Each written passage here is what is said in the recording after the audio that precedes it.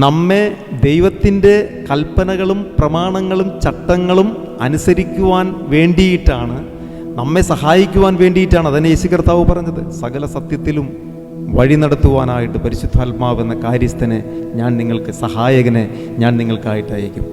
അത് നമ്മിൽ സംഭവിച്ചു. യേശുവിനെ സ്വീകരിച്ച സകല മനുഷ്യരിലും സകല വ്യക്തികളിലും പരിശുദ്ധാത്മാവ് ഉള്ളിൽ വന്നിട്ടുണ്ട്. ഈ പരിശുദ്ധാത്മാവ് നമ്മോട് സംസാരിച്ചു കൊണ്ടിരിക്കുകയാണ്, എപ്പോഴും സംസാരിച്ചു കൊണ്ടിരിക്കുന്നുണ്ട്.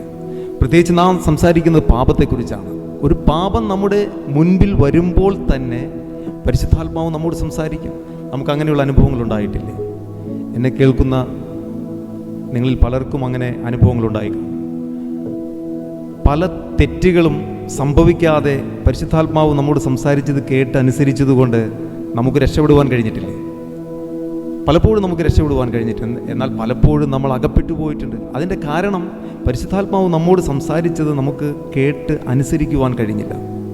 പരിശുദ്ധാത്മാവുമായിട്ടുള്ള ആ കണക്ഷൻ, യേശുക്രിസ്തുവുമായിട്ടുള്ള കണക്ഷൻ, ഏകാഗ്രത നഷ്ടപ്പെട്ട സമയത്താണ് ദൈവശബ്ദം നമുക്ക് കേൾക്കുവാൻ കഴിയാതെ, അനുസരിക്കുവാൻ കഴിയാതെ നാം പാപത്തിൽ ചെന്ന് വീഴുന്നത്.